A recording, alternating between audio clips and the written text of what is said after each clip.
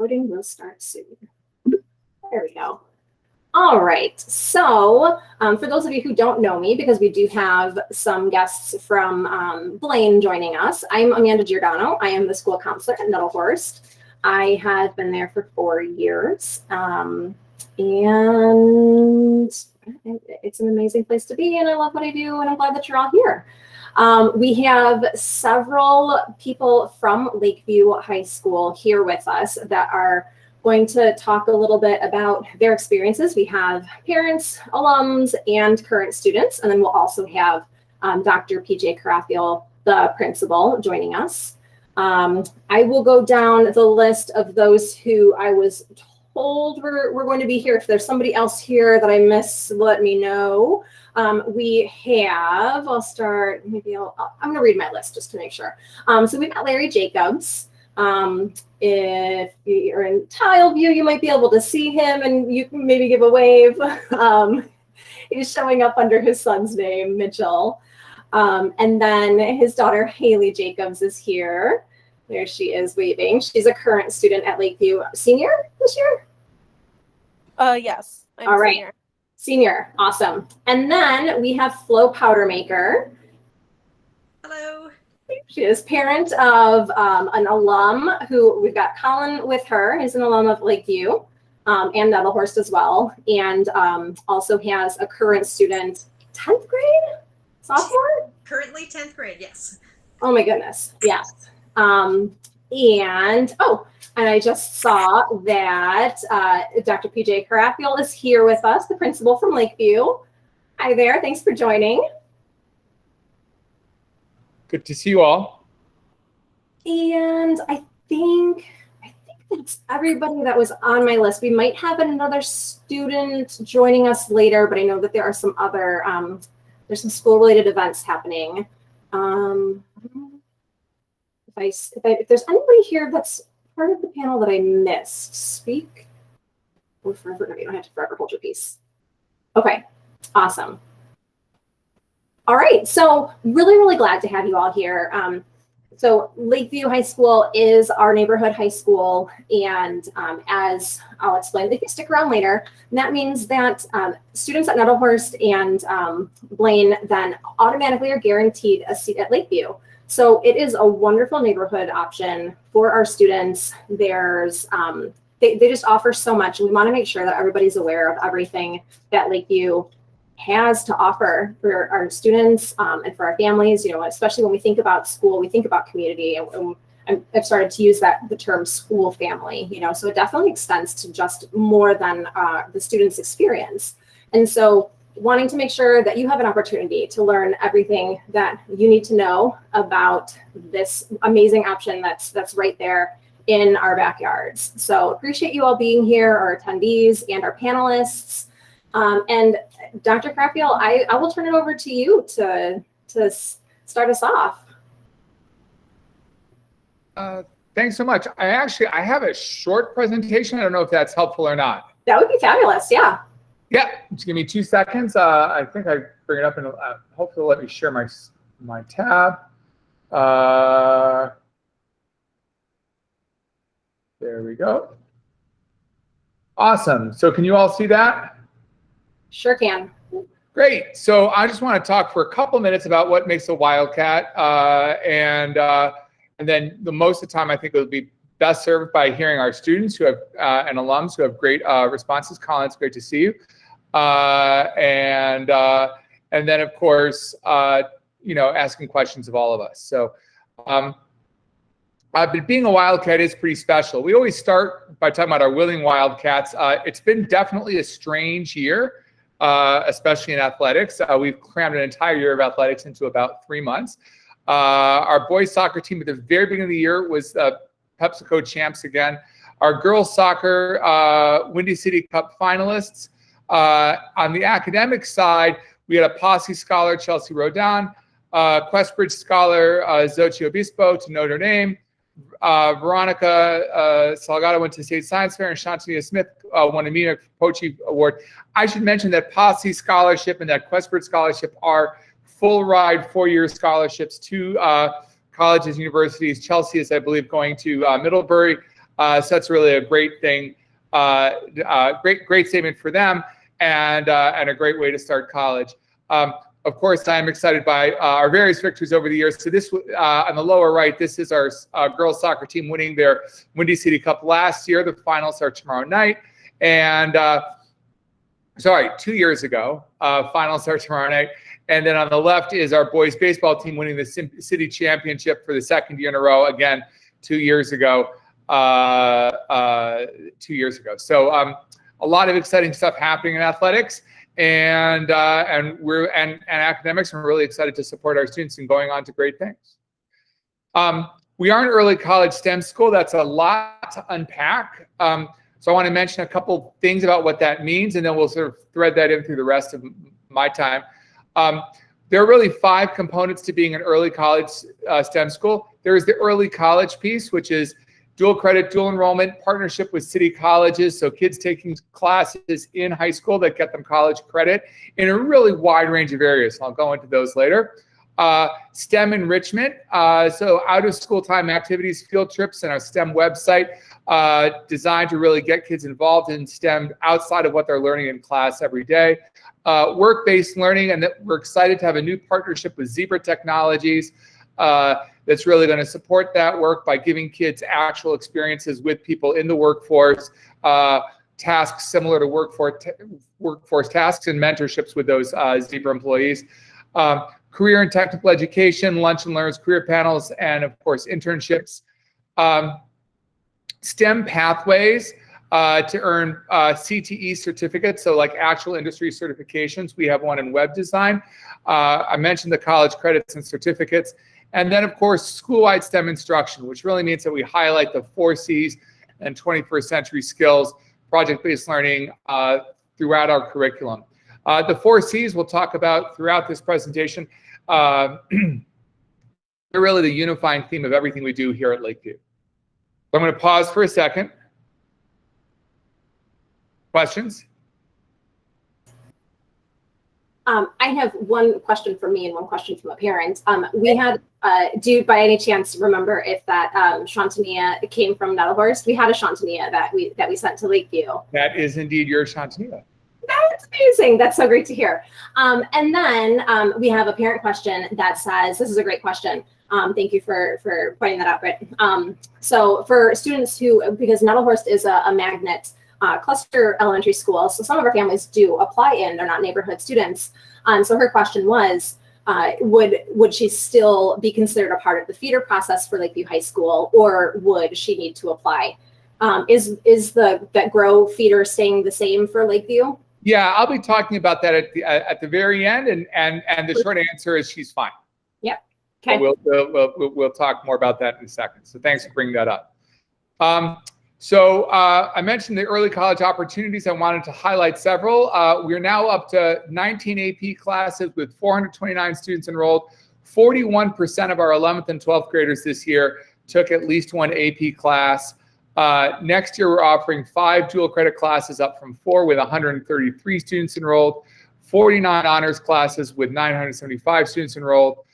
Last year, 48% of our students graduated with some kind of early college or career credential beyond what was in high school, whether that was passing an AP class, an AP test, passing a dual credit class or a dual enrollment class at city colleges, et cetera, et cetera. We offer, as I said, 19 AP classes. A sampler would be AP Capstone, which is a rigorous 2-year program where the students first learn a lot about research and writing and just good thinking. And then in the second year, they put those skills to use to develop their own research project that culminates in a 15-minute presentation to a panel. I got to see many of those presentations. Students doing research on everything from high schoolers' political views and the influence of 9/11 on those views to issues in fashion design and fashion careers.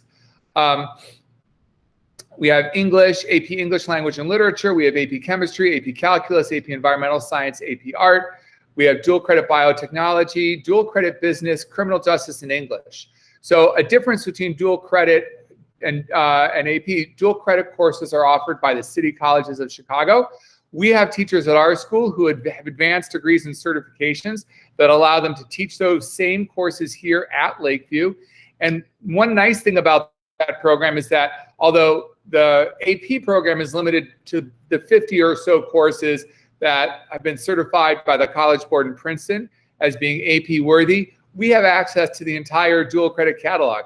So this year we discovered one of our teachers is eligible to teach dual credit criminal justice. We have a lot of students who are interested in law enforcement, and so we're offering that class for college credit next year. You can take an AP economics course. We do offer that course, but we also offer a business development course taught by a teacher who actually has a family business as well. So he brings that lens to it, and then he goes with our partners, Deloitte and other corporate partners, to work in business experiences for our students. And finally, there's that web design pathway I mentioned earlier. Students can take a sequence of courses here at Lakeview to graduate with an industry credential in web design that allows them to start earning money right out of high school, whether they're at college, you know, it's a little bit better money than the cafeteria, or whether they're, say, taking some time off before college. The first C that we talk about is collaboration. And I want to mention a couple different collaborations that are super important to us. We have a lot of supports for freshman success. There's a tremendous amount of research that shows that success in that transitional year from 8th to 9th grade really sets a student up for graduation and college success. So we have after-school tutoring, we have lunchtime lab tutoring.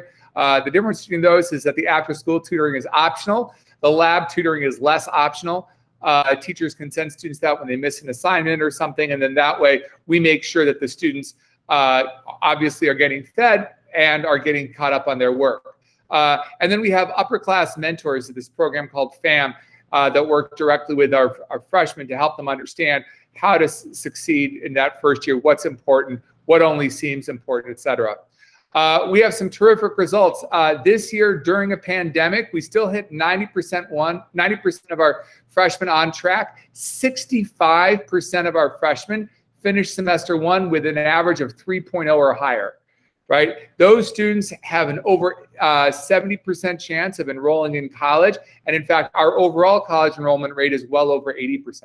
So the way that we get that number is that we have that smooth transition from 8th to 9th grade that teaches students, hey, I belong here. Hey, Lakeview is the right place for me. Our students are creative, right? That's the second C, right? Obviously, to me at least, as a former math teacher, math and science are super creative fields, but we have an incredible array of art classes, including photography, multimedia, drawing and painting. And these are a sample of our student works that have been featured in exhibits around the city. We actually have more years of art than our students can take. So if you're one of those people, like you don't necessarily feel that math or science is your jam, but you love art, people tend to say our art classes are actually some of our most engaging and most challenging classes. I'd encourage you to check them out. We also, of course, have band, orchestra, general music, and piano classes. We communicate. We have a debate team. Our student voice committee participates in school-wide decisions at a variety of levels. So I have students who sit on meetings of our school-wide climate team, our school-wide culture team, even our school-wide instructional leadership team. Our Innovation Academy travels around the city to find out from innovators what they do and how they do it, and to bring those ideas back to Lakeview.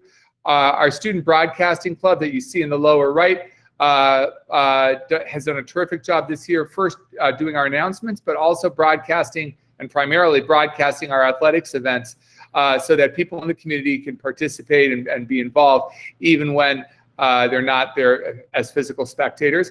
And finally, we do a lot of educational travel, right? That's been on hold for a little while, but we're hoping to bring back trips. Recent ones include an annual exchange that we had with Pecatonica, Wisconsin. That was started by our students who wanted to know what it actually was like to grow up in a red state, and what people in those places who had different opinions, like why they had those opinions. And then also international travel, London, Osaka, Costa Rica. We have a long list of trips that we've given, and we're excited to get those up and running again as the world comes back to some semblance of normalcy. Finally, we think critically, right? We have top college admissions, Bates, Bowdoin, Colorado College, DePaul, Georgetown, IIT, Iowa, Michigan, Middlebury, Notre Dame, Northwestern, Reed, University of Chicago, University of Illinois, Wisconsin, and those are just in the last 2 years. Robotics, our robotics team, shown down here, engages in that critical thinking cycle all the time. They're always trying things, experimenting, discovering they don't work exactly the way they're supposed to, and trying harder, trying something different, which is what we do in the real world all the time. Our innovation lab is a makerspace where students have the opportunity to design, redesign, recreate. We get support with our science program from our partner, Northwestern University. And finally, we have a whole wide range of student-led political action designed to help all of us think critically about the events around us and how we can make the United States and Chicago a better place. In case you don't follow the Friends of Lakeview page, I just wanted to shout out, they did a really nice job this spring, since we couldn't all get together for our traditional Decision Day assembly, highlighting some of the schools that our colleges, that our seniors were admitted to. And again, you'll see UMass Amherst, Boston University, Middlebury, St. John's, University of Minnesota, Northwestern, University of Wisconsin, DePaul, Notre Dame, Butler, et cetera, and a lot of schools that are closer to home, right? So we really have a place for just about any kid who comes to school. We are able to connect them with the right opportunities after graduation, if that is college. And even if the student doesn't want to do college after graduation, but is thinking maybe they want to do the military, want to go straight into the workforce, we have ways to support them and make that transition smooth and powerful for them. So finally, we celebrate.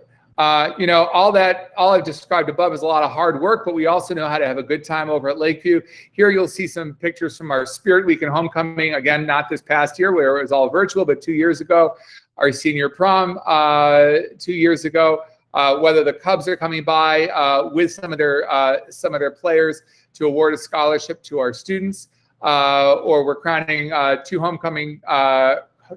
female homecoming royalty members. It's a great place to be and a lot of fun. So I've talked for more than a couple minutes. Those of you who know me probably not super surprised by that, but I did want to give you a chance to find out a little bit more. I did mention that the application process actually has gotten much simpler. So I'm going to close out and just tell you about that. Sorry, I stopped presenting, so I'm going to show that tab. Right, you apply and go CPS. It used to be that there were a bunch of different programs that all led into Lakeview, but they were all fundamentally the same program.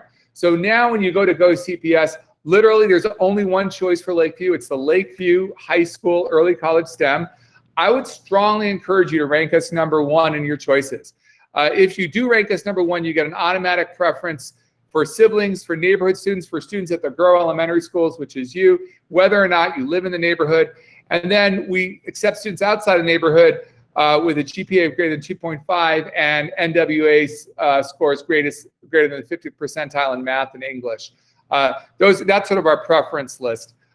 If you don't rank us #1, you don't necessarily make all of those preferences. And this year, I would be sorry to say that I had several students reach out to me. Oh, wait, I messed up. I applied to this other school. Maybe that one whose name that starts with an A, and now I want to go to Lakeview. And unfortunately, we're not taking a second round. We're not taking any waitlist students. We're not taking any transfers over the summer because we went from a 28% to a 38% acceptance rate among our students. So the students who were made offers this year, 38% of them applied. We're going to have a large freshman class, and it's going to be a lot of fun for us to all get to know each other. And I guess my cautionary tale is please don't count on a second round. So now I'm really done. Thank you so much. And I'll turn it back to you guys. Awesome. Thank you so much. We did have a question in the chat, which you just touched on a little bit. What do freshman admissions look like for fall 2021? Is it a larger class than previous years? And generally, what is the makeup of neighborhood versus out of neighborhood students? I'm glad you asked. So for freshman admissions, We went into freshman admissions expecting that about 28% of our students would accept our offer, and this year about 38% did. So we have a large freshman class. We're super excited to welcome them to this school. Though it is larger. So we're hiring more teachers, and we're excited to have them. Generally, so in the city as a whole, 70% of high school students travel outside their neighborhood school to go to high school. And that exactly mirrors the situation at Lakeview, where about 30% of our students come from our neighborhood and from growth schools, and about 70% come from outside of our neighborhood. I have to say, I think it's a really amazing opportunity, especially in a city as segregated as Chicago, to get to meet folks who are not quite the same as you are. And I'm also kind of excited that at least half the time our valedictorian is somebody who doesn't come from the neighborhood, although I love our neighborhood students too, right? We have a really great mix of kids traveling from all over the city, from all different backgrounds to be here. And it's an exciting place to be. Great. All right, thank you. Any other questions about what was just presented about Lakeview High School, or do we want to move into hearing from our other panelists? Okay. How does a student get placed into the honors program? What kind of score do they need? Yeah, so that's something that we've been adjusting over the last couple of years, right? Because one thing we've heard from, and I'm not sure this happened. I think it happened to maybe one person on this call. I don't want to call anybody out, but I know that some students, they come into Lakeview and they aren't necessarily recommended by their 8th grade teachers for honors. And then they come into 9th grade at Lakeview and they're still like, wait, I could be taking honors courses, great. So this year we experimented with something called earned honors, where the classes were heterogeneous for freshmen and sophomores. That means they're all mixed together. And students could take on extra work and demonstrate deeper mastery, more engagement to earn that honors credit. There were a lot of things we liked about it. We realized that we have a lot of sort of adjusting and catching up to do. Frankly, we did this year partly out of a sense of necessity because we didn't know what programming was going to look like with a return to school. So we're pausing that for a year, and then in the fall of 2022, we're going to be bringing that back.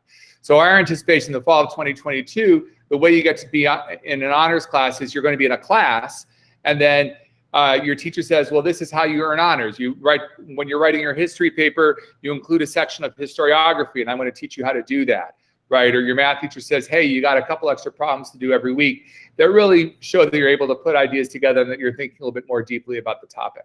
And we think that's a more equitable solution. They'll give more kids the opportunity to really discover why some of these classes are so cool. Thank you. All right. Any other questions for Dr. Carafiel?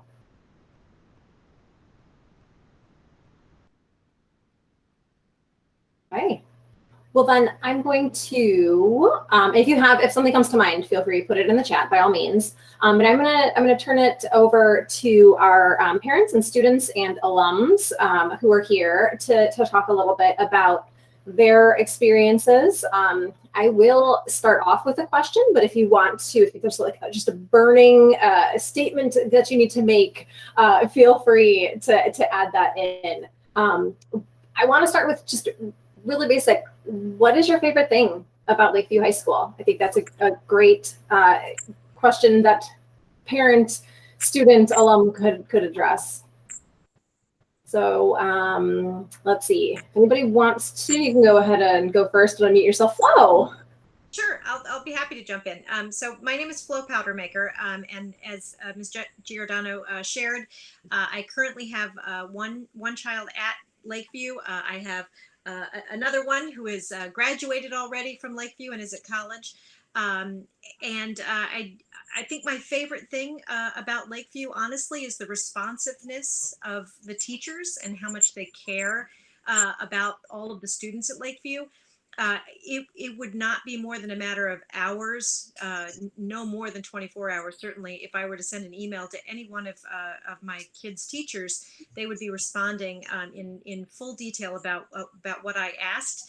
and usually following up with me again later to see if I had any additional questions. So I really felt that they cared about my children's experience, about my own experience, and they were doing everything that they could to set my kids up for success, which I was really thrilled about. And yeah, I would say the exact same thing. Is the quality of the teachers and the passion of the teachers there just kind of blew me away. Again, as Paul mentioned, they're incredibly responsive. They really care about the kids, and I think it really shows. It shows in their conversations with parents. It shows in the way they interact with the kids, the interest they take in them. I see both my kids, and certainly my daughter is on. She can certainly speak for herself, but I also have a freshman son there as well as a graduating senior. And yeah, both of them, I think, have had very positive experiences on the teaching side. I would say, of all things, that's the first thing that jumped out at me was the quality of the teachers. Great, thanks both. Colin, Haley, did either of you want to jump in? Yeah, I could. Hello, everyone. I am Colin. I am a graduate of Lakeview High School. I graduated with the class of 2020. And I think one of my favorite things about Lakeview from all 4 years of attending was just how engaging the teachers were with their students, not just in the classroom when they had a presentation, but in the hallway when you're going through your passing periods and the teachers are in the doorways. You can just walk by one of your teacher's classrooms or previous teacher's classrooms and just wave hello and have a quick remark and have some fun sometimes. Even if you're leaving the building that day, you're going home and you see them in the parking lot, you can call them out and say, "Hey, what's up?" And it's really comforting to know that those people are there and are willing to take time out of their day to make sure that you're doing okay. Hi, I'm Haley. I'm a graduating senior this year. And if anyone has any questions about the band program, I will be graduating with 6 credits of band. So if anyone has any questions about that, let me know. And I see a question in the chat saying, students, there's an obvious stigma attached to selecting a neighborhood high school versus a selective enrollment. Did you feel that in 7th or 8th grade for your friends, parents, teachers reacted negatively because you weren't going to the selective enrollment route? Did you feel bad about it? Any advice you would give students going through that or their own friends, parents, teachers in middle school? I did go through that. All of my elementary school friends did go to a selective enrollment high school, and I definitely felt that pressure, but it was more 6th and 7th grade I felt that pressure, definitely. But in 8th grade, I sort of put myself in the mindset, I'm like, you know what? Lakeview's going to be my school, and I'm going to be proud of that. And from what I'm seeing from my friends who are also seniors in high school going to selective enrollment schools, they're not all that different. High school is high school. They have the same classes we have. They have AP classes. We have AP classes. They have dual credit. We have dual credit. They're sort of all having the same experience. And I feel I got a much more enriched education at Lakeview than I would have gotten at a selective enrollment high school. And my parents encouraged me to go to Lakeview. Obviously, my dad's here and my brother goes there. And I did have a teacher that did put a lot of pressure on me and did put students in an uncomfortable position. But I talked to that teacher and I'm like, you know what? Let me educate you about Lakeview. Let me show you how amazing Lakeview is. And the next year, he really turned his attitude around and he was really like, you know what? Like, let's go. Like, Lakeview's great. Like, if that's your path, that's your path. And I'm so happy I did that. But it was definitely a struggle. But I think you just have to, like, if Lakeview's your high school, it's your high school. That's great. If it's not, that's okay too. Like, it just fit me so well, and I've had such an amazing experience. Haley, I'm so glad that you shared that. I'll also share. I have a third child who's older than Colin. He went to a selective enrollment high school in Chicago. He now just graduated from college. I will tell you from a parent's perspective, both my oldest son as well as Colin, having both selective enrollment as well as a neighborhood high school, Lakeview in particular, backgrounds. Both schools prepared them immensely well for college. I'm so proud of both of my college kids who have performed well and are performing well in college. I'm not seeing a difference from a parent's perspective as to one school serving them better or not in terms of selective enrollment or Lakeview. Both of them set them up for success. And if I can push in with two small facts, and then I'll shut up and let the students talk. The Chicago Consortium for School Research, which is run out of the University of Chicago, did a huge study that came out about 5 years ago. And what they did was they compared kids from all over Chicago who went to selective enrollment schools for high school with kids with similar test scores who went to their neighborhood high schools. And their question was, how did going to a selective enrollment school affect your test scores and your GPA, which when you cut out everything is actually still 90% of college admissions. Please don't let the admissions officers convince you otherwise. It's true. It's like 90% is your grades and your test scores. And what they discovered is that students who went to their neighborhood high schools had the same test scores as the students who went to select enrollment schools, if not slightly higher in a lot of cases. And that students who went to the select enrollment high schools typically had lower GPAs. And in my life, that translates to a difference between being very stressed and being not so stressed, right? You can take AP courses at Lakeview and hold down a part-time job, right? You're not doing 6 hours of homework a night, and you can still pass your AP tests if you do that, right? You can go to Lakeview without spending all of 6th and 7th grade stressing out about getting straight A's, right? Because if you get a B, we still think you're a whole human being. And we think you have a tremendous amount to offer. You can even get a C, right? People do amazing things.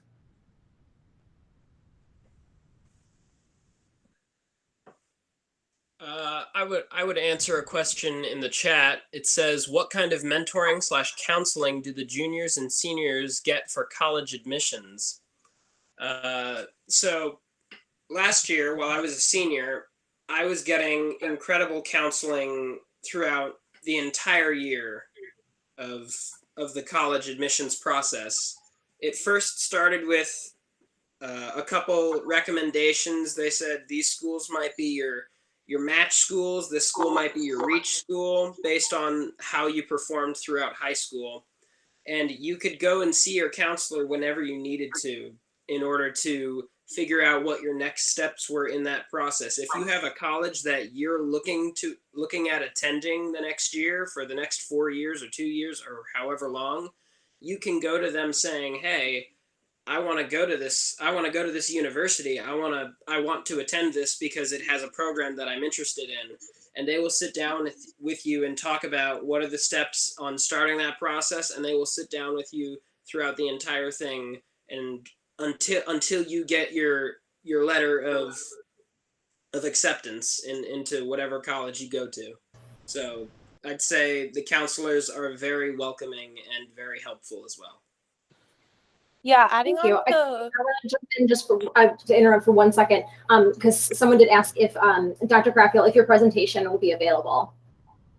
Okay, I just wanted to logistically ask that in case anybody needs to leave and wants that answer. Go ahead, Haley.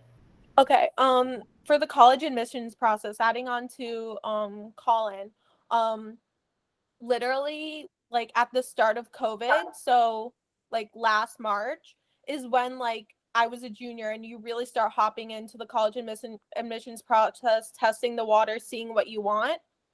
And the counselors and the whole Lakeview team did an amazing job about that, especially like being remote. Like I got a new counselor this year and I've already met with him like 3 times, like remotely. And for being remote, that's pretty good. And I was fortunate enough to get into all 7 colleges I applied to. So So I looked at the colleges I wanted to go to. Like at first I was so scared because I'm like, it's college. Like I didn't even want to pay attention to it. I wanted to like hide from the college admissions process.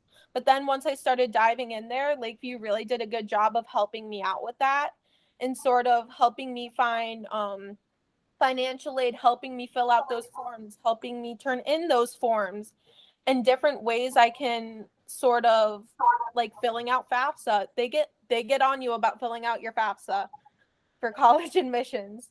So yeah, they've always done a really, really good job about post-secondary education and making sure everyone has the track they want to go on and is happy with what they're going to do after college or after high school.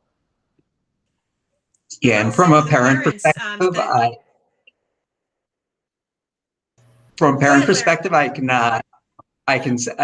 honestly say that the school has really put a focus over the years on getting kids prepped, whether it be, the traditional four-year college, certainly, or whatever other future they may want to have, an excellent ROTC program, things like that. But as Haley said, the counseling staff, in my experience with them over the years, is that they are really helpful. They are really focused on getting the kids where they need to go and giving the support they need. And building on to what Larry just said, it doesn't stop at graduation either. After Colin graduated, I was invited to a meeting with the counselors to talk about preparation for college in terms of literally what should I as a parent be doing to help support my child in the first year of college, which I thought was tremendous. And they also made sure that I knew and that I shared with Colin that they were continuing to be available to him while he was at college. If he ran into any questions or stumbling blocks that he couldn't figure out how to untangle himself, they wanted to make sure that they were still available to him as a resource, which I thought was just truly above and beyond.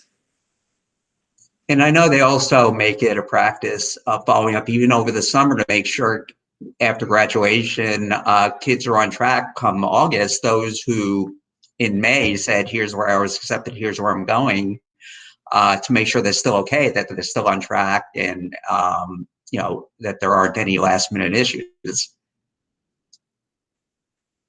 Great. Thank you, everybody. Michael, you've been waiting patiently with your Google hand raised. You have a question, go ahead.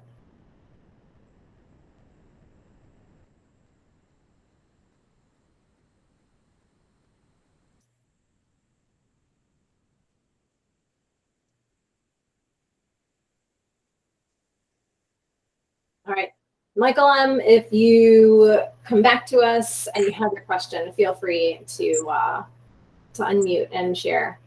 Let me double check the chat now that I'm out of there.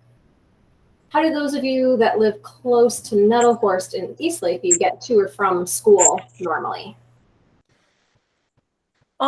Yes, I live literally like 5 blocks away from Nettlehorst.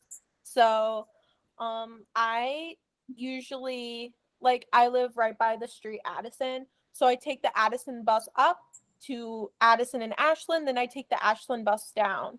Another good way that may be a bit easier for some people is take the Broadway bus going north and then take the Irving Park bus going west.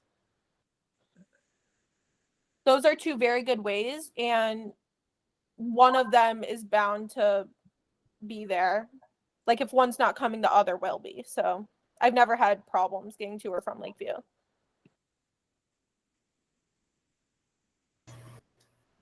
All right. Just scanning the chat here. Elephant in the room. If you're here tonight, it's likely you're a fan of diversity, but some of us don't have experience being a minority in most areas of our lives. Do all students feel welcomed and at home at Lakeview High School, even though the majority demographic at Lakeview High School is Hispanic? Do most students merge pretty seamlessly with the overall student body? Very well stated question. I was going to ask a question about the culture and the climate, and that, thank you Elizabeth.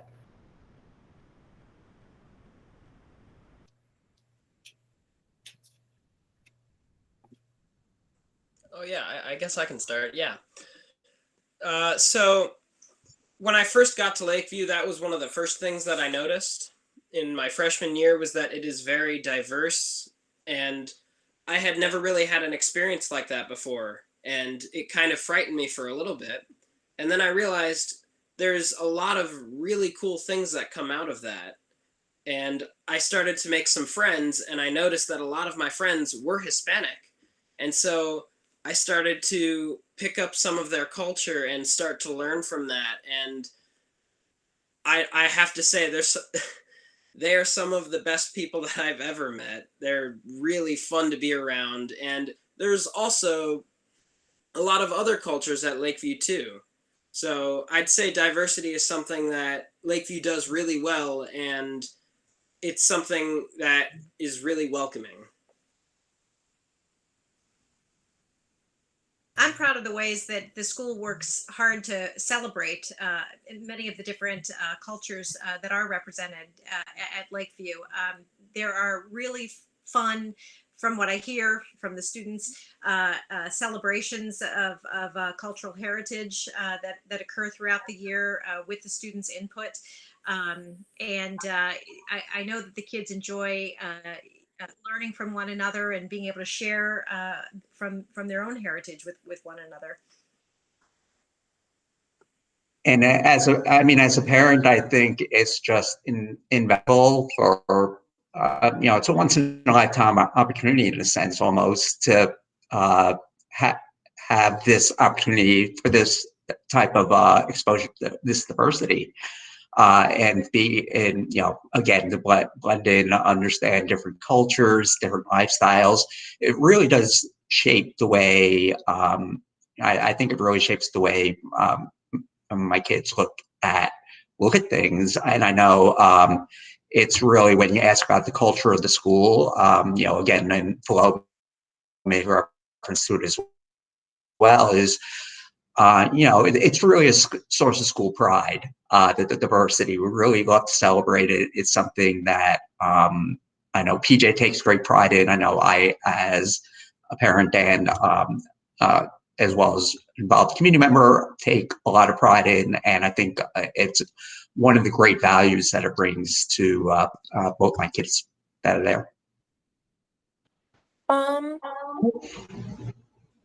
So I see a thing in the chat saying, how do safety statistics at Lakeview compared to other nearby schools? I don't think there are, Dr. Craftfield can correct me if I'm wrong about that, but I don't think there's actual statistics. But I think actually Lakeview is one of the safer schools. It has definitely more safety precautions in place for everyone that comes in the school. Everyone has an ID checked. Everyone has their person checked and their items. Not as an invasion of privacy, but just to make sure everyone in the school is safe. And I feel so safe going to school knowing that, because unfortunately there are unfortunate events that happen at schools. And I feel, especially when those tragic events were happening, I felt so safe going to school and knowing security was checking everyone and making sure everyone who was coming in the school wasn't having any bad intentions. But I felt way more safe, and I can speak on my parents' behalf as well. I felt way more safe going to school, having those safety precautions in place. I'd rather them be there than not be, and see those sort of iffy sides of like, oh, everything's checked, than have not those safety precautions and have something happen because those safety precautions weren't in place earlier.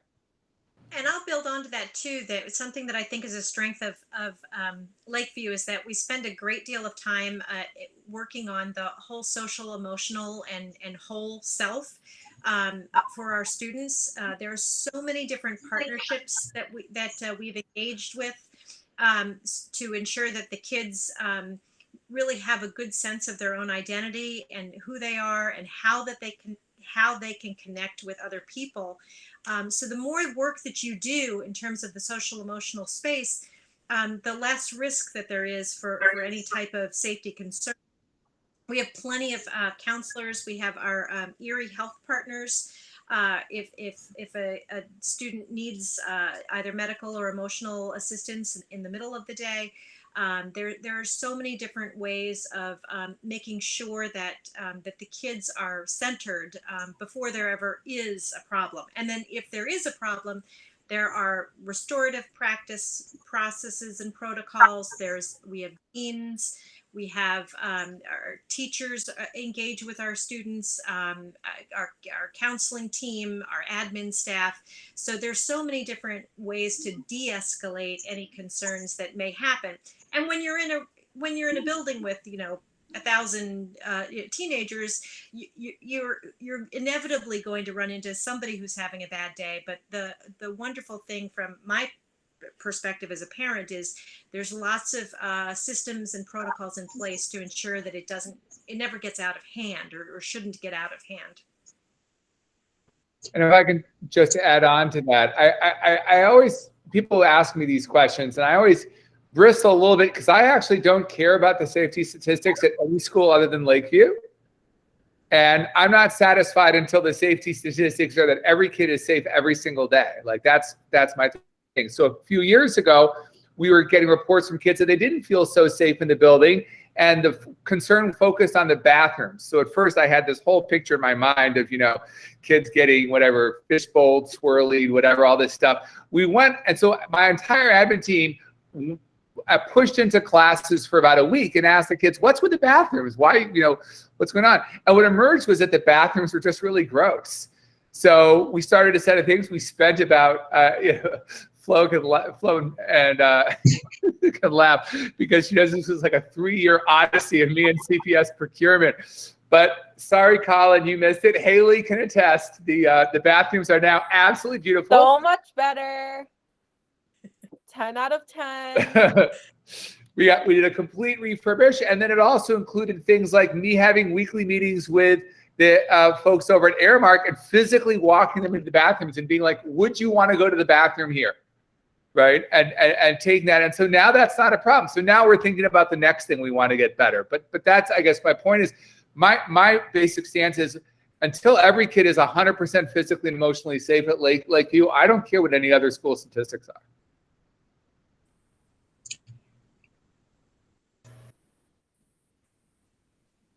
Yeah, both Larry and I are on the LSC at Lakeview, and I can back up what Dr. Garofalo is saying. We spend a great deal of time talking about all of the questions that you've brought up, safety included, just to make sure that the space is as welcoming and as comfortable from every point of view for our students. And we're not going to stop. There's everybody has more work to do. I think the person who thinks that there isn't any work to do probably has a problem brewing. So we want to always keep our attention to, what else can we do to ensure that our kids feel comfortable in their space. Yeah, and that is big. To hop on what Flo said. That really is an underlying piece of, again, somebody asked about the culture of the school, and I think you raised it. That it really is the whole, and that includes the safety, that includes the caring for the self. And again, it's a major point of conversation in all our LSC meetings, not because there's a crisis, but it's just to ensure that everything is staying on track for the most part. And the time I've been involved, I don't recall any major incidents there. I became involved in the school actually well before Haley started attending, even as a community member. And during that time, this isn't just a sudden switch in the last 2 years. Certainly, the school has evolved, and I think it's even stronger now. It's a much stronger culture now because I think there's a much greater pride in it now.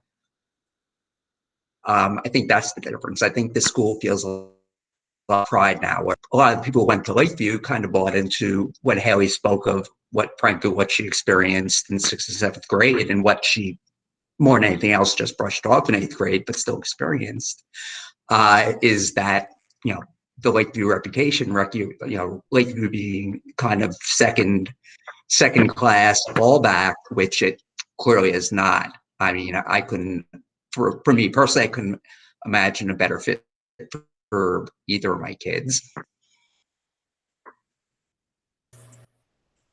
Great. Thanks, everybody. Okay, so unless anybody has just a burning need to ask or say something, I think we're going to transition from our Lakeview High School panel to honor their time and their evening, and also, all of you, the attendees, because some of you I know want to stay for the high school application overview. So if our panelists have anything else that they want to share before they go, you can share that now, or you can just say goodbye and sign yourself off. But I am going to stay on with anyone who wants to stay on for the high school application overview. But I sincerely thank all of you for coming and talking about all of the great stuff that Lakeview has to offer. I'm really, really, really happy that you are our neighborhood option, and that we have so many kids that come to you every year. We're really lucky.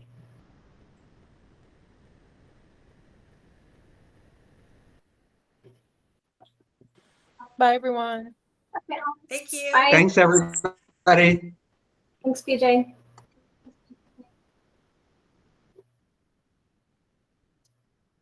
All right. I am going to toss on the presentation here.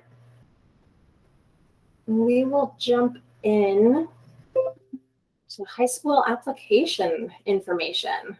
So, as a reminder, mute your microphone, use the chat box for questions. Unless I stop and ask, you can obviously unmute. I guess the point should just be don't interrupt. I might get to your question later on. So, my Blaine friends, you are welcome to stay for this. If you would prefer to get this from Miss Maring, I completely understand. And here we go. I'm going to try to go through this quickly enough that you have evening left, but not so quickly that I leave you with your head spinning. So here we go. This is going to be an overview. I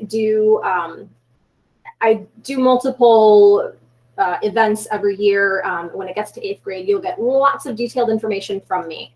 So, but I'm going to try and hit all of the major things that people tend to want to know.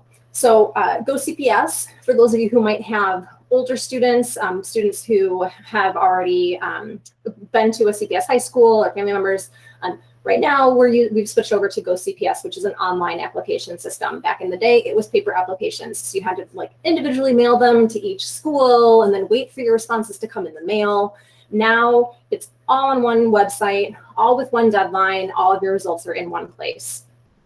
If you do go to the Go CPS website, you'll notice that it's not just high schools that are listed. So there are elementary magnet programs that families do need to apply to, or there are also pre-K programs that need to be applied to. So all of that happens on the Go CPS website. So if you go there to search, they do have a school search function. You'll notice that there are elementary schools. You can filter out those options on the map. So just an FYI, it is used for everything pre-K through high school. So for the different phases of the application process, 8th grade is when everything really starts to move and shake. Although 7th grade is, 6th and 7th grade are important years. 6th grade for research, 7th for more research, and then students setting themselves up academically for success and for options. So we have the learn phase, and it's ongoing. It's just right now. You're learning about the application process. You're learning about the different options. And research, I really encourage families to start researching as early as possible. I know for some, it causes their students a lot of stress, and so they might want to hold off. But I think it's good. I had so many families say this year, 8th grade families say, I am so glad that we went to an open house in 6th grade, 7th grade, because here we are in the pandemic and there aren't open houses. So there's always a benefit to researching early. Exploring would be that next phase where you actually get to go, hopefully experience the school. Again, hopefully we'll have open houses where you can go and see what the inside of the school looks like. What artwork do you see? What student work do you see? You get to meet the teachers and the students. A lot of schools did virtual events this year. So if they can't do in person, hopefully that'll be an option. And then application process, it takes place in 8th grade in the fall. And so that's from October to December. Get the whole 2 months to apply. There's no early bird gets the worm. There's no advantage to applying the first day the application opens. And then selection happens in spring, usually late March. And people always say like that's just so late. Why do we have to wait so long to get our decisions, our results? And it's because the schools need time to score things like auditions for arts programs. If there's an essay required, which not many programs do require essays, but they need time to do all of that, input scores. So that's why they need to release offers all the way in March. So when it comes time to apply in 8th grade, I'm gonna refer to applying to programs versus schools. And that is because outside of your neighborhood school, there's even a caveat to that. So for Lakeview High School, if that's your neighborhood school, like that's the school. They don't have extra programs. But many high schools do have multiple programs. So there's a fake school here named School, and it's one high school, but they happen to have 3 programs that students can apply to. They have a world language program, they have a fine and performing arts program, and they have an information technology program. So a student can't just apply to School. They would have to apply to any or all of the programs that are interesting to them. So they could apply to all 3 of them. Maybe they only like the fine and performing arts program. So that's the difference. You'll hear me referring to programs throughout. I still catch myself sometimes saying high school by accident.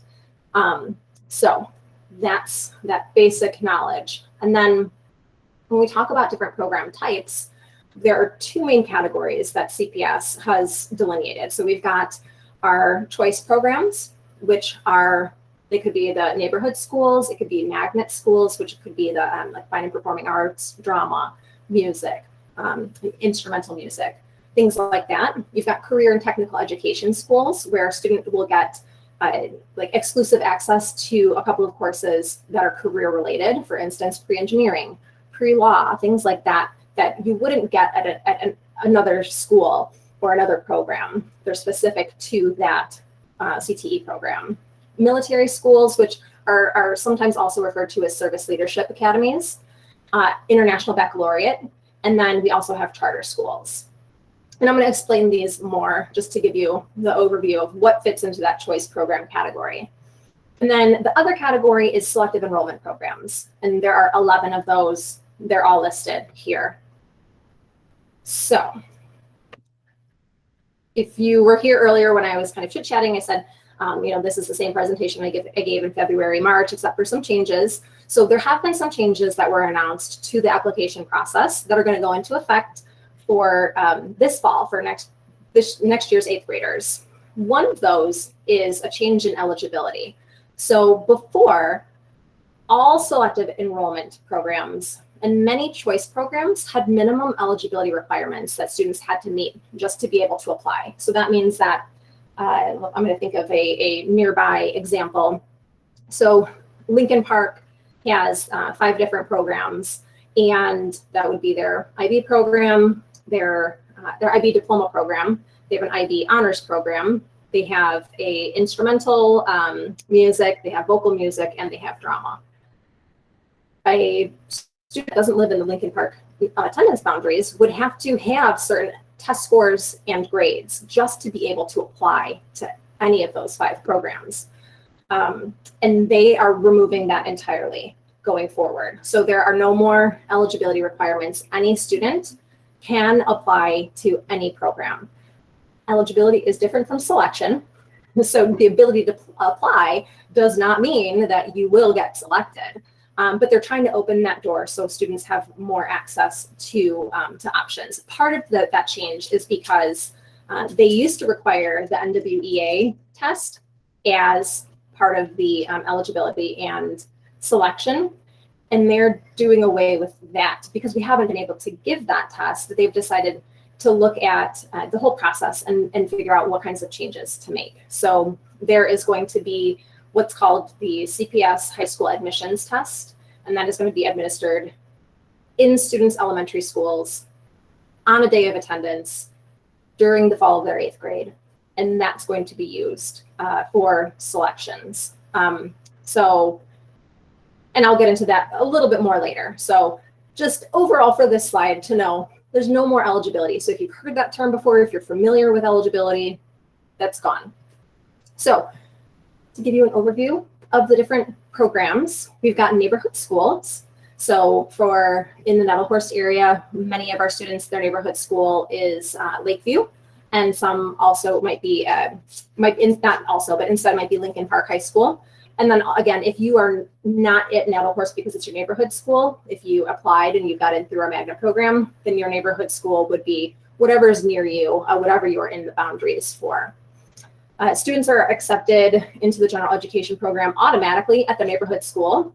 You're always guaranteed a seat. So I tell my kids, even if, let's say you apply in 8th grade, you get this offer, you accept it, and then you decide, you know what, actually, school starts next week and I really want to go to Lakeview. If that's your neighborhood school, your parents walk up, proof of address, and say, I want to register my child, and they have to guarantee you that seat. So it has given students just this sense of ease, knowing that they always have something without even applying, without worrying about grades or test scores. They have a seat at a school, and now you know that Lakeview has amazing things to offer. So no admission screenings required for any neighborhood school, but it is a seat in the general education program generally. So Lincoln Park, if that's your neighborhood high school, I think several of the programs, students can, you don't have to necessarily apply, but you can register into them when it's time to register. I see a hand raised from the Rogers family, and pretty sure it's not Maya who's here. I think you just answered my question. Okay. I just was curious about the programs within. So if you're somebody else, you have to pick those programs. But if you're that parent that walks in and says, this is my neighborhood school, are you automatically able to enroll in one of those 4 programs or no? So I'll show you exactly where to find that. And I'm going to look because I can't remember for each of the programs. There's only so much room that my brain has. I have a link to this page later in the deck. But if you go to cps.edu/schools and scroll down, there is a school profile search, and you can look up any school. And there's one part of this that is really, really helpful. Okay, so I searched Lincoln Park High School. The most helpful page is this admissions page. So here, and this is going to change a little bit because right now it shows eligibility requirements, and we know that those are disappearing. And it includes NWEA test scores, which we know are no longer going to be included. But you can see right now, so selections, this is the drama program, and I will zoom in on this actually. Okay, so drama, students who live within the school's attendance boundary have no eligibility requirements. And then students who live within the school's attendance boundary have no eligibility or audition requirements and can be admitted automatically. So then we can keep looking through to see, okay, so this is their IB honors, double honors program. Again, no eligibility requirements, can be admitted automatically. But I will always recommend just checking. So this one, for that full IB diploma program, it's different. So you can see that there's nothing special written about neighborhood students. So a neighborhood student would have to intentionally apply to the IB diploma program during their 8th grade year. So that's something that is most easily viewed on this cps.edu/schools page. And again, that's once you get there, that's the admissions tab. The other nice thing about this is that you can see, this is new just as of a couple months ago. They will show for every program how many students applied and how many offers were given out. So, people always wonder, like, what are the odds, like how many kids get in? And here you go. Good. Thank you. You're welcome. Okay, I need to, oh, that's right. So, magnet schools and magnet programs, some might have an attendance boundary, some don't. It's going to vary school to school. Whether or not you need an application is going to vary. If it's your neighborhood school, again, we just saw for Lincoln Park, you don't have to apply for their drama program or their honors program.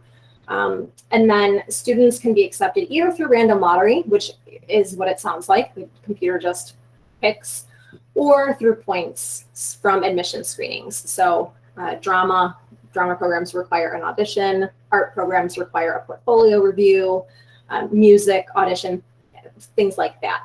And then they'll look at the 7th grade grades usually.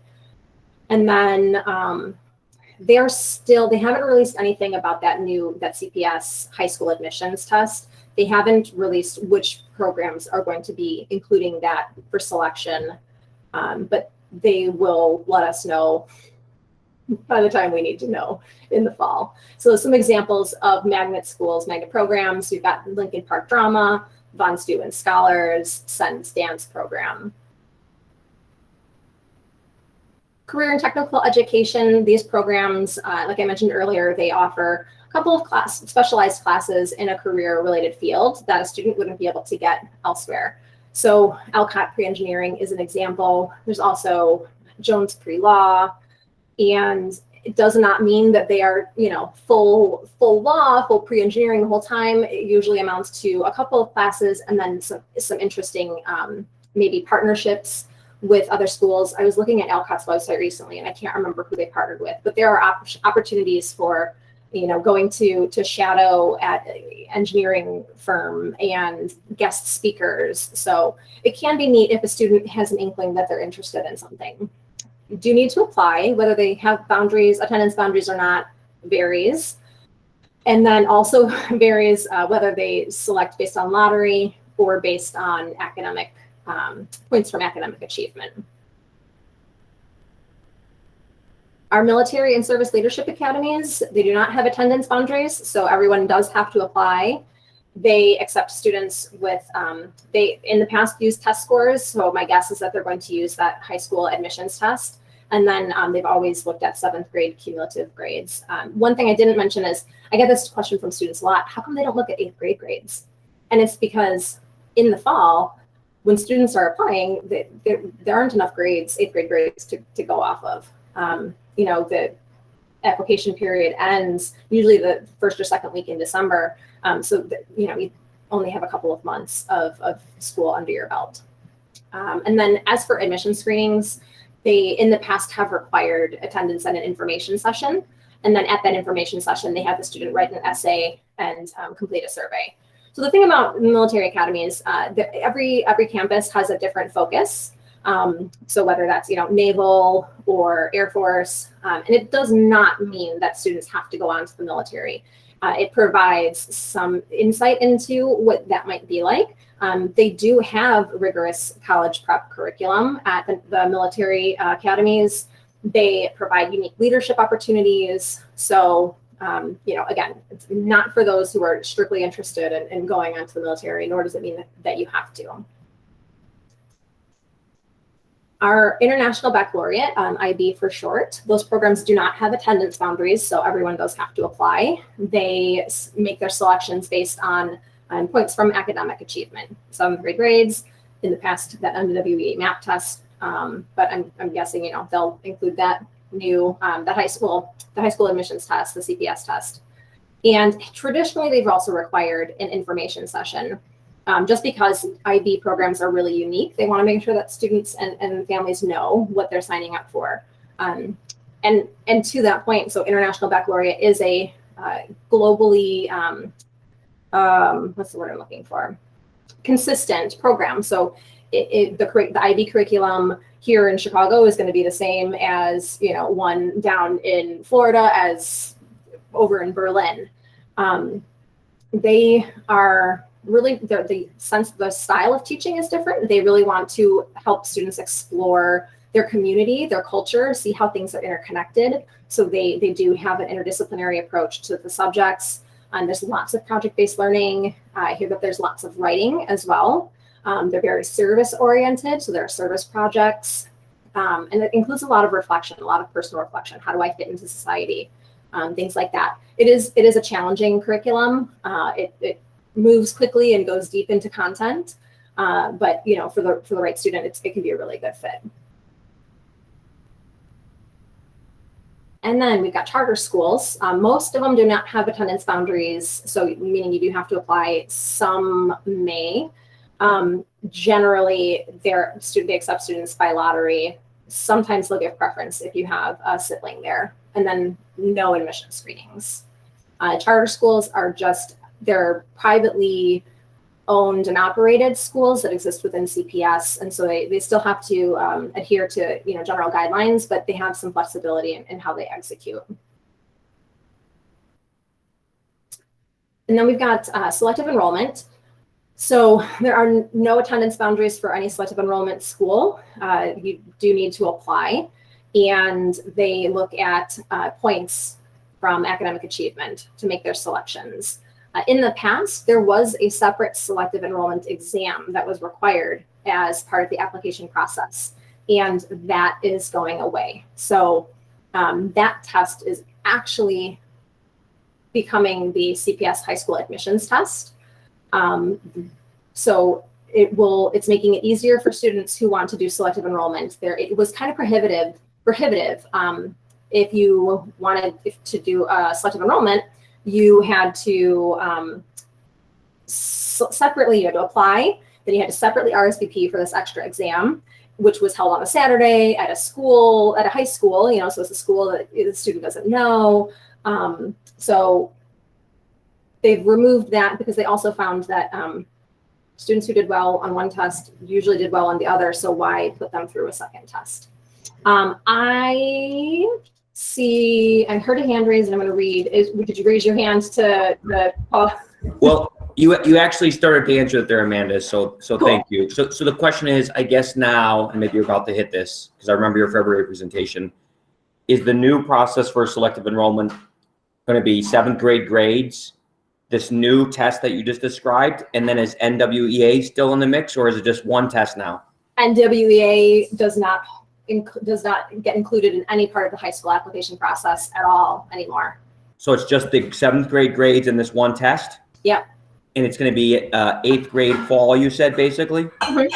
So right before you apply or right during when you're applying, because I think you said October to December is sort of the application process timeline? Right now they're thinking October, November, but they've still got to work that out.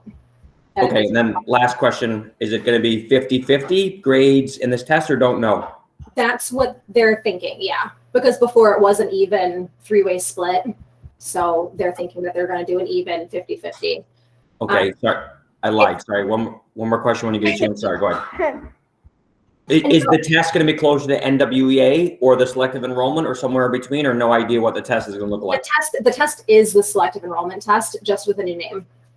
Okay, thank you. Yeah. Thank you very much. So yeah, of course.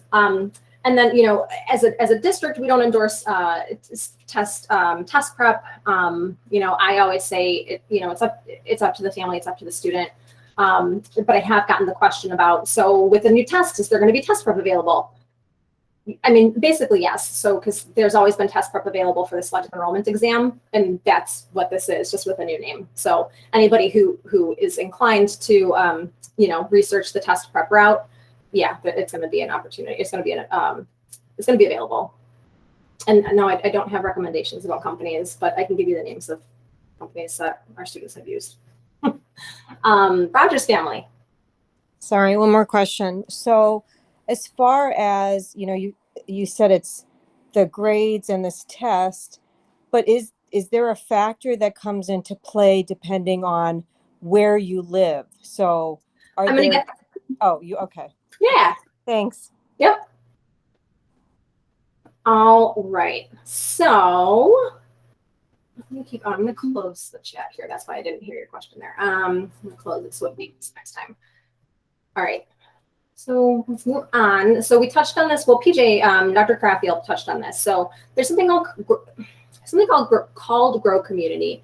I think the organization, they've changed some leadership, and I don't know how active they are at this point. But basically, there was a partnership made between Amundsen High School and Lakeview High School and 18 feeder schools in the neighborhood. The whole purpose of Grow Community was to create a seamless K-12 neighborhood option and encourage people to really consider the neighborhood schools. And so they've given priority then to the students who attend those 18 elementary schools. In the past, it was a guarantee that if you attended Nettlehurst or one of the other 17 elementary schools, it was a guarantee that you would get a seat at Amundsen or Lakeview. Their numbers, their enrollment has gone up significantly, so they can't guarantee seats to every student from 18 different elementary schools who apply. But it is still a priority, especially as Dr. Craffield said, if you rank them number one in your choice, which that'll make sense on the next slide, the ranking. So therefore, if you're not at Nettlehurst because it's your neighborhood school, just because you attend Nettlehurst, you're considered part of that Grow Community partnership, and your child will get that priority preference during application time at Amundsen and Lakeview. Again, not a guarantee, but a little bit of an advantage. All right, and then when it comes time to apply, this is why I made the point of clearly explaining the difference between choice programs and selective enrollment programs. You can apply, all of the application happens at the same time, but in the background, it's kind of dividing into the two categories. So you can apply to up to 20 different choice programs. Again, remember, programs, not high school. So if your child is interested in all 5 of the programs at Lincoln Park, that's 5 of their 20 spots on their choice program application. And then you can apply to up to 6 selective enrollment programs. Then you'll go in and you'll rank within each category from your number 1 most favorite down in the choice, and then you'll do the same thing for your selective enrollment programs. And then when the offers come out in spring, you can get at most 1 offer from each category. You can have an offer for choice program and an offer for selective enrollment, and then you get to choose. You get 2 weeks to decide, and then accept the offer that you want. And then your neighborhood school is always going to be an option, even if you don't apply, as I mentioned earlier. I think there was something else that I wanted to say about that, but I'll come back to it if it re-enters my brain. So selection. So some of those questions about, preference, location, all of that. So for choice programs, as you heard me say, it's going to be either a lottery system or a point-based system. And then sometimes there's going to be a priority preference if you have a sibling at the school, if you live nearby. Continuing enrollment doesn't apply if you're at Nettlehurst because we don't continue on to a high school. But let's see, attendance area, obviously, elementary preference, that would be that Grow Community. Tier, which I'll explain more. Overlay boundary is something similar to neighborhood. I only know of 1 program that includes an overlay boundary, and it's Jones Pre-Law. They don't have a neighborhood per se, but they do outline a little a little area around the school that they give preference to if you're applying to pre-law. And then if you have staff, if you as a parent work at that high school. And then selection then would look like this. So lottery, it's just the computer pulling kids. On the right, we've got, 4 seats are available. There's 6 applicants. It just randomly picked 1, 3, 4, and 5. And then the point system is going to be based on that any of these combination of factors. So that CPS high school admission exam, final 7th grade grades, and any admission screenings. If there's a geographical preference, so for instance, IB program often will give extra points to students who live in the neighborhood. So when I was showing you Lincoln Park High School for neighborhood students, you can't just get into the IB diploma program. You do have to apply, but you get 50 bonus points because you're a neighborhood student. And then points from essays or recommendations, which again are not common. I only know of maybe 3 programs off the top of my head that require essays and recommendations. Von Steuben Scholars is the only one that I can think of that our students have applied to while I've been there that requires an essay. one thing I was going to say. So final 7th grade grades, I've gotten questions about that. It is the cumulative grade for each subject of math, reading, science, and social science. So what it does is it averages the percentage for all 4 quarters. And then that average, that cumulative grade, is the one that the high schools are going to see on the application. And then the selection process for selective enrollment is based on a points system. And then they also fold in tiers. So I just realized I have to, on the next slide, I have to edit something first. So the tiers process, if you're not familiar with it, the city has, or the CPS has tried to make this process as equitable as possible. And so recognizing that families' economic situation can impact student achievement, they have divided it, they've created 4 tiers, and they look every year and they update, they look neighborhood by neighborhood, little pockets of neighborhoods even, and look at the average income of that neighborhood. The highest income neighborhoods fall into tier 4, the lowest income neighborhoods fall into tier 1. And then what happens in the application process is that students are only compared to students within their own tier. So all of our tier 4 students, most of the Nettlehorst neighborhood is tier 4. And so tier 4 students are only going to be compared to other tier 4 students. So then tier 1 students are only compared to other tier 1 students. You know, again, I always give this example, like at Nettlehorst, we're a tier 4 school. We are lucky enough that our families can make contributions to the school that help us staff 2 extra teachers every year, which brings down our class sizes, which means students get more attention, which means that they, you know, they're getting their questions answered, you know, and students at schools in lower income neighborhoods don't have that option, you know, and they can't afford the test prep and they can't afford the tutors and things like that. So I know that there are feelings on both sides, you know, for and against the tier system, but that's the logic behind it. I didn't make it, I just explain it. Does that clarify? Are there questions about that? I'm gonna check the chat. I still didn't think. Oh, thanks, Ms. Maring. So Blaine families, you're also part of the GROW community. And then when considering final grades, would a 98% be different from a 96%? No, it's just the letter grade. I mean, that's what you'll see in when you log in to apply. I've never heard otherwise. It's a 30% are, oh yeah, that's a good point. So the top 30, or the not top, the 30% of seats are set aside for the students with the highest point totals, regardless of their tier. So yeah, 30% of seats are filled by just the highest, and then the rest of the seats are based on tiers. They fill from the tiers.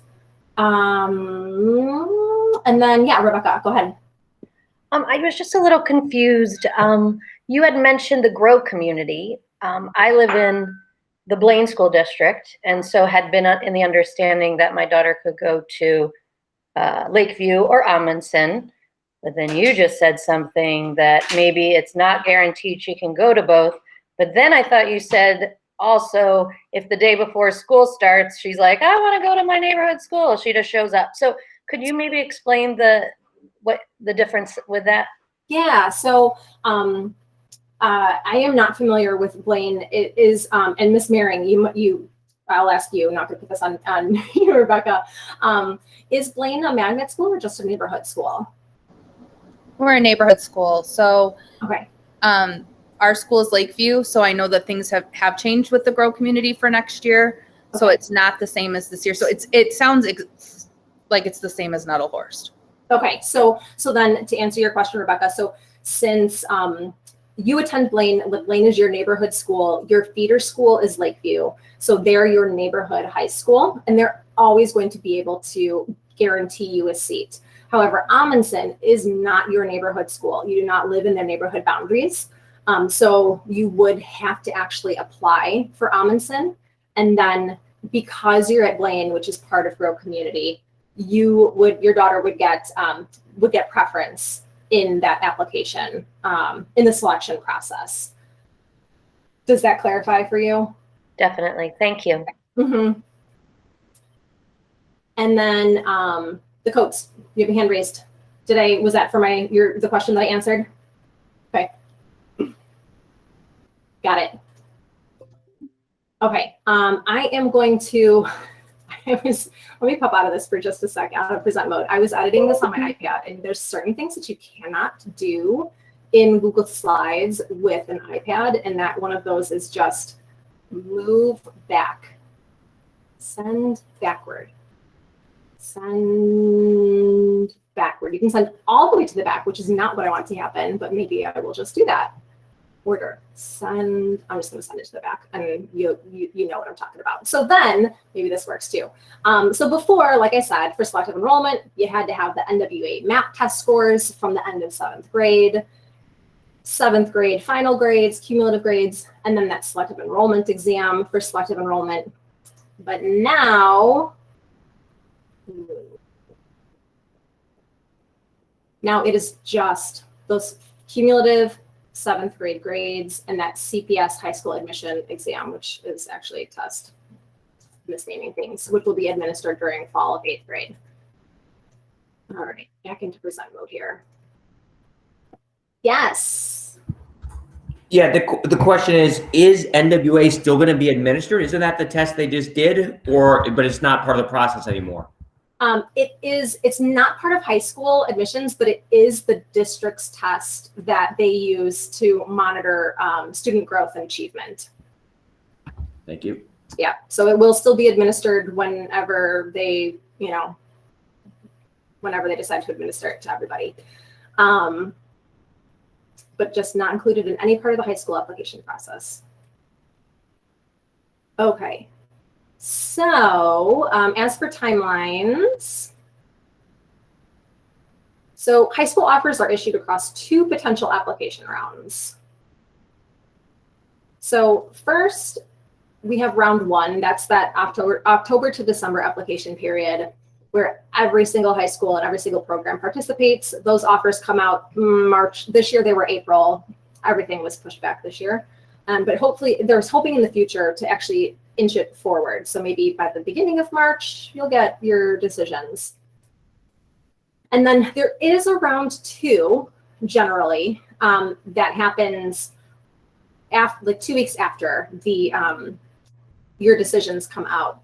The only schools or programs that participate are those who still have seats available or who expect to go through all of their waitlist offers and still have seats available. So there's no guarantee what's going to be available in round 2.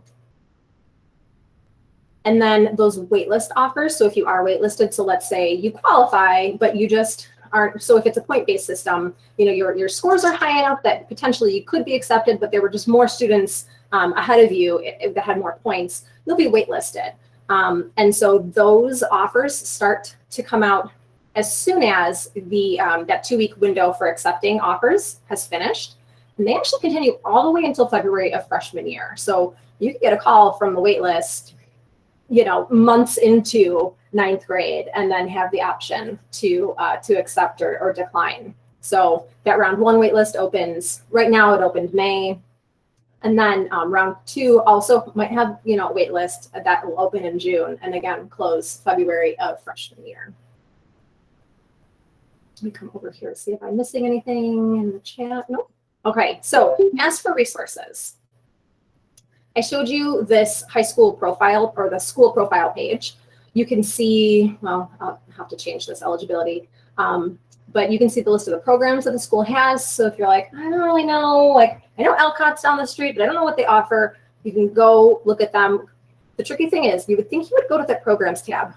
No, go to admissions, and that's where you can see what your options are. You can see how many applicants there were last year, how many offers were given out, how students get selected.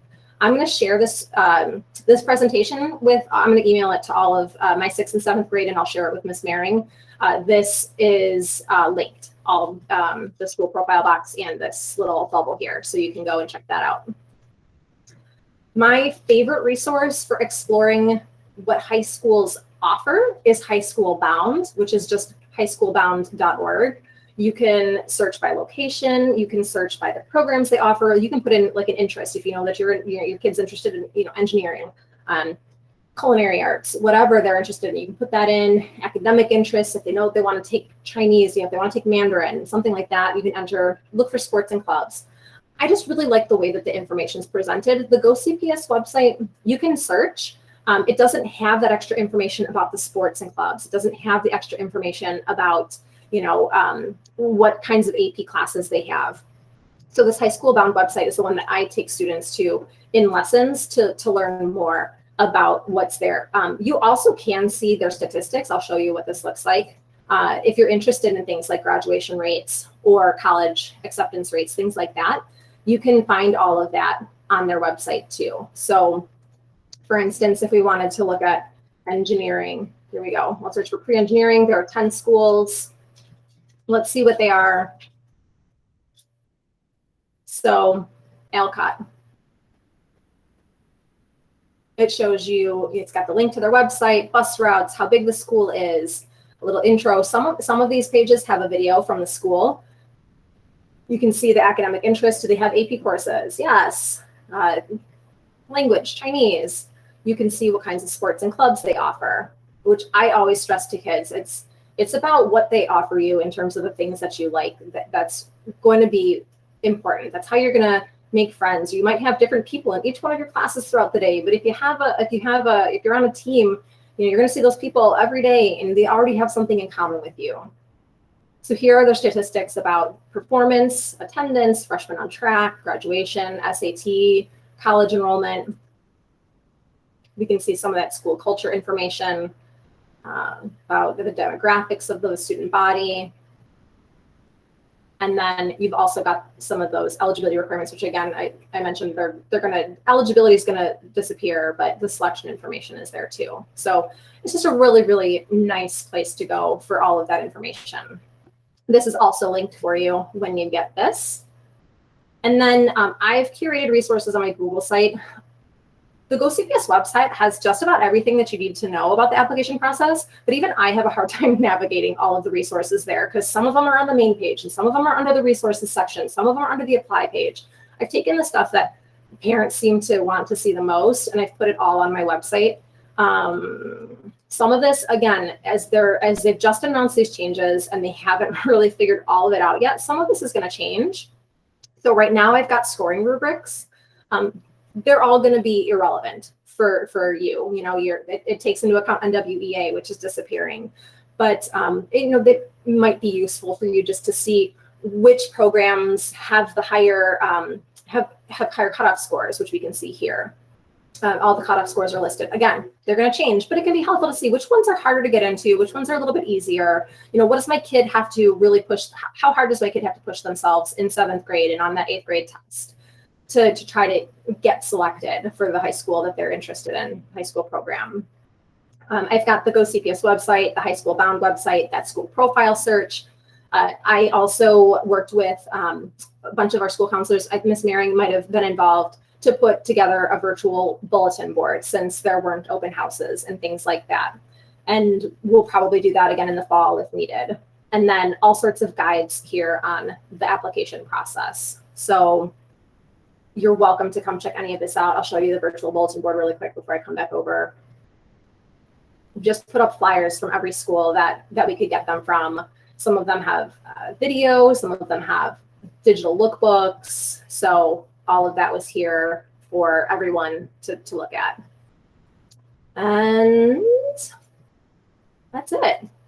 No more slides. Yay, we did it. Questions? Deborah. Hi, thanks, Amanda. I have a question about accepting offers. So if you apply to both choice schools and selective enrollment, once you accept one offer, are you eliminated from the other track? Are you also then eliminated from any second round offers, or how does that work? Okay, a couple different things there. So when you accept one, if you have 2 offers, if you accept one, that other one is gone forever. You can still apply in round 2.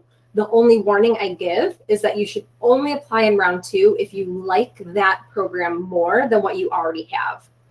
Just applying doesn't mess up your round 1 seat, But if you get an offer in round 2, you do forfeit your round 1 seat. So it just kind of depends. You can definitely, you know, go into the application when round 2 opens and see what's available, and then just not apply. But yeah, there's some risk involved. Accepting an offer leaves you on the wait list. You're only going to be put on the wait list for, I'll stop presenting actually here. You're only going to be put on the wait list for programs that you ranked higher on your list, that you did not get accepted to. So I think this is what I wanted to go back to explain. So this is totally a computerized process. You're going to rank let's say 1 through 4. We put Alcott, General Education, Lincoln Park Honors, Alcott Pre-Engineering, and Lakeview. So the computer is going to go to your first choice. It's going to look at Alcott General Education, lottery. If you get a seat, you get a seat. It's not going to look, it's going to give you an offer. It's not going to even look at your 2, 3, and 4, because it figures it wants to match you with your top choice as high as it can on your list. Let's say, so you don't get that lottery seat, okay? It's going to put you on the wait list, and then it's going to go down and it's going to look at your number 2 choice. If you, meet the requirements for Lincoln Park Honors Double Honors, you get a seat, great. You have the wait list for Alcott, you have your offer for Lincoln Park Honors, and then it's not going to look at your 3 and 4. Sometimes that can be hard to conceptualize, but hopefully that makes sense. I think so, but then the differentiation between choice schools and selective enrollment, because you have 2 number 1s, right? Yes, yeah. So I'm trying to think of the different. Do you have maybe if you give me a specific question, I can give you an answer. I'm not. Right. So when you're made offers and you have a number 1 in your choice school and a number 1 in your selective enrollment school, how does it figure out which? I mean, do you get an offer for both of those schools? You do. Yeah, you do, and then you get 2 weeks to go in and accept. So everyone who gets an offer, you have to actually go in and accept. Even if you only get 1 offer, you still physically have to sign into your GoCPS account and click accept. Right. And so, yeah, so you then get that choice. You get the 2 weeks to go so in. They're 2 separate tracks that you're dealing with at the same time with the choices. Okay, thank you. Yeah. It's really hard. It is hard to conceptualize. I mean, even when you're applying, there's just a laundry list. I mean, there's pages for you to go through to find the dot for the name of the programs that you want to apply to. And then you get to after that, you get to a page where it says, okay, rank all of the choice programs, and it'll put all of the names of the choice programs there for you on that screen. And you literally just kind of like drop down, click them into 1, 2, 3. And then once you do that, it'll do the same thing for selective enrollment and say, here's all of your selective enrollment schools, rank them. And then, yeah, you get the 2 different choices. And you get to go in and click accept. And once you click accept on one thing, everything else goes to decline. Any questions? Any other questions? Okay. Like I said, I do presentations through 7th grade, 8th grade. 8th grade, you'll be getting emails from me all the time. I do lessons with the kids on this. I already have started, 6th, 7th, and 8th grade. They get lessons on this. So you'll have plenty of opportunity to learn, ask questions. I'm always an email away. If you don't know, in my email signature, there's a make an appointment link. It'll take you right to Calendly. It links to my calendar, my Google Calendar, and it'll show you all my availability. You can sign up for an appointment. It'll plop it right on my calendar to send me an email. So I'm happy to meet right now over Google Meet or via phone, and hopefully in person someday too. But I will send out the recording of this. I will send out a PDF of the slide deck, which will be linked, even though it looks like it's not. I promise you it is. And we'll be talking in the near future. Thank you all for being here. Thanks, Amanda. You're welcome. Thank you. You're welcome.